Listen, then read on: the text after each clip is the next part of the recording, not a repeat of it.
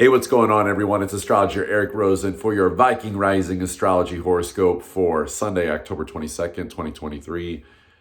You freaks, I'm calling you freaks because hopefully you're going to allow yourself to be that a little bit today, especially with your desires. This is Moon in Aquarius where things get freaky, and this is now Mercury in Scorpio to join Mars. So it's okay to think about your desires now and not just feel them and not just act on them, but actually be okay with going outside the box. Be okay with making some commitments to exploring some outer territory.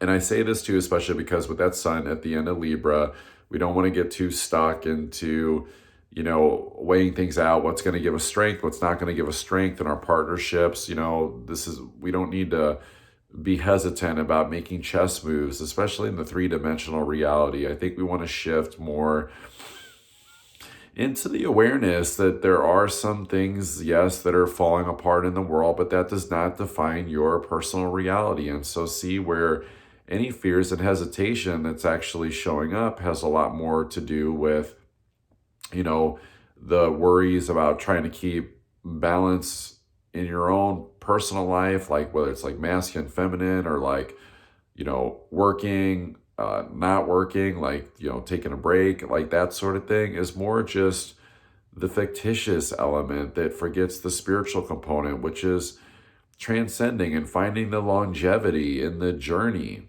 and seeing that there's a whole future timeline that's available to all of us, especially as we seems like we're getting sucked into this vortex and so much, releasing and healing and just new awarenesses and just lots of amazing but vulnerable things I feel are happening as we're building into this lunar eclipse in Aries. So definitely not a day to, freak, out on your desires and like try to like fix them or like fix yourself or fix people.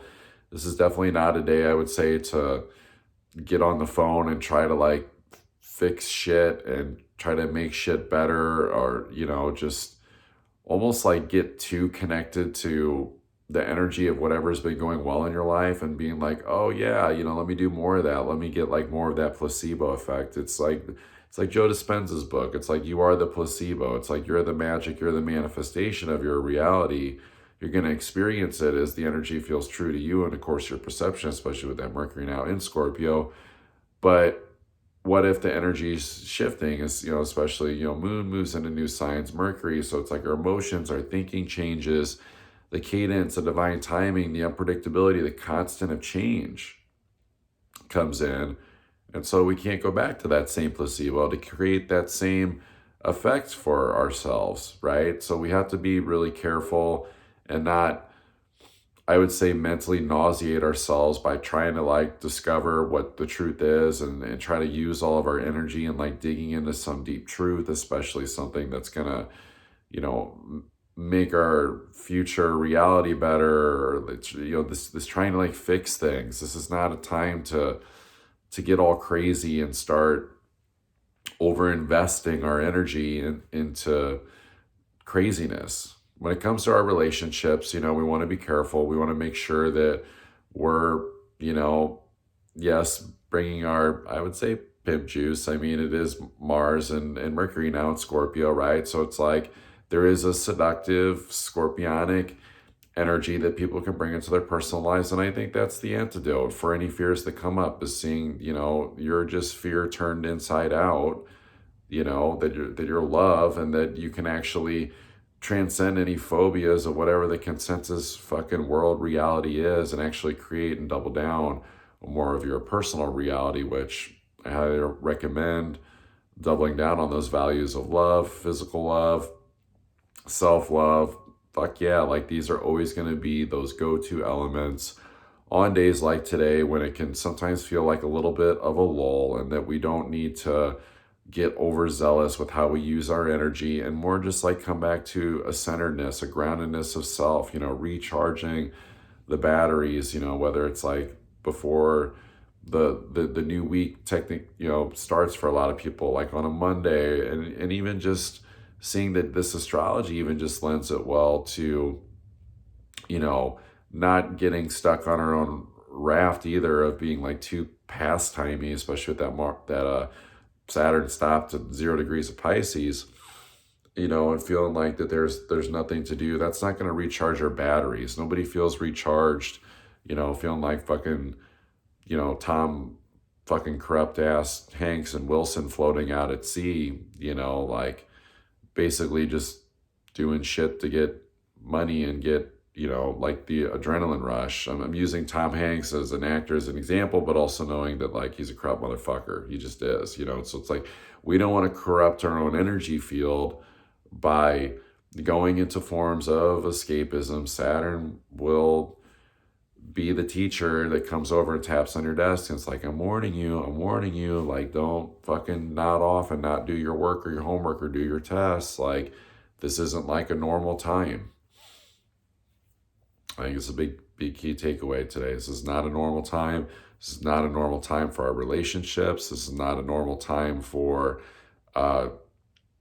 trying to do what everyone else is doing. This is definitely more of a time to toot your own motherfucking passionate horn of what you actually want in your reality and be okay with talking about that and rippling that frequency out more into the collective. Because if we're not willing to actually stand for those deeper desires of especially something that feels, more connected to our best future timeline or even a deeper sense of mission, then basically we're actually falling into the survivalist category because Pluto, nearing the end of Capricorn again as it's moving forward now, right, is saying like, hey, like, we're too high up. We can't go back down to the lobby and just like tinker with shit that doesn't really matter. Like, sure, yeah, you can go, you can have an exciting experience, you can get your rocks off, you can treat this reality and how you live your life like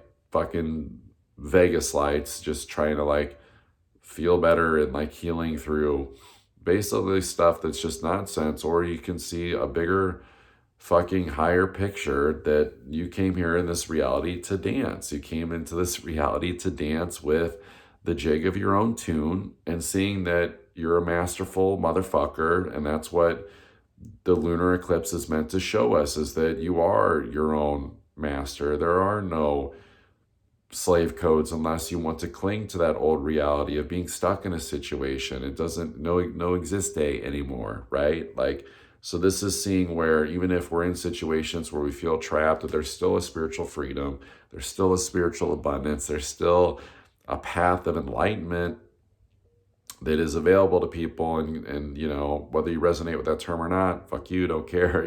Like, go on the spiritual journey and ride the magic carpet ride and see that, the best way to, if you're someone that's like weighing stuff out, it's your intuition. It's what feels good at more of a deeper, a body level of like, yeah, I want to take the bite out of this apple. Like, so what if the news or fucking the president or something said, don't eat the forbidden fruit, don't fucking do this, there's a worm in it, there's a witch put a spell on it. It's like, really? Like, this is that astrology that reminds us what we are our own master. We are powerful motherfuckers. We can go and connect in tribe. We can plant those seeds for tribe, and we can actually go out and start to live that future timeline by simply just taking the little steps towards it, and that is how I would use the energy of today, is to remember to still be in a place of advancement, taking action. Don't just like starve our consciousness, so to speak, for the mana of love and joy and reverence for celebrating action, mission orientation, and like wait for the work week. It's like, pay attention to the divine timing of the astrology. It's saying, yes, go. Don't overdo it. Don't be overzealous, because that's when we lose our way. But come back to the basics. What are you here to do? Who are you here to love? Like, see the things that are showing up and respond to that today. If you want to get a reading, pop into that link in that bio.